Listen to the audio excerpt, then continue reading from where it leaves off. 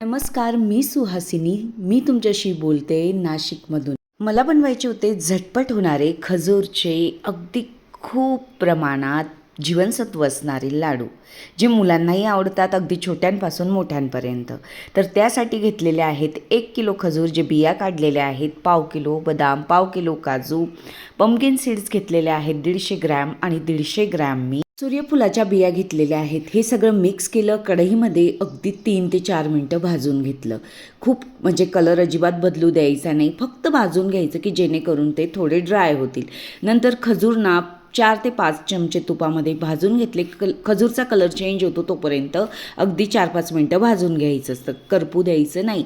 हे सगळं मिश्रण मी मिक्स करून मिक्सरमधून रवाळ असं काढून घेतलं. मुलींनी मला मदत केली.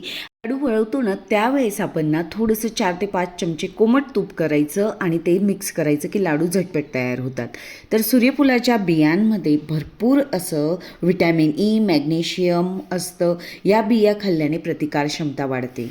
पंपकिन सीड्समध्ये मॅग्नेशियम, प्रोटीन, लोह आणि झिंकचा उत्कृष्ट स्रोत आहे. खजूर खाल्ले तर लोह, फायबर, पोटॅशियम आणि अँटीऑक्सिडंट्सचा उत्तम स्रोत असतो. हा एकही लाडू खाल्ला मुलांनी मोठ्यांनी तर लगेच आपल्याला ऊर्जा मिळते. तुम्ही बनवती असाल, नसाल बनवत तर नक्कीच बनवून बघा आणि झटपट होतात.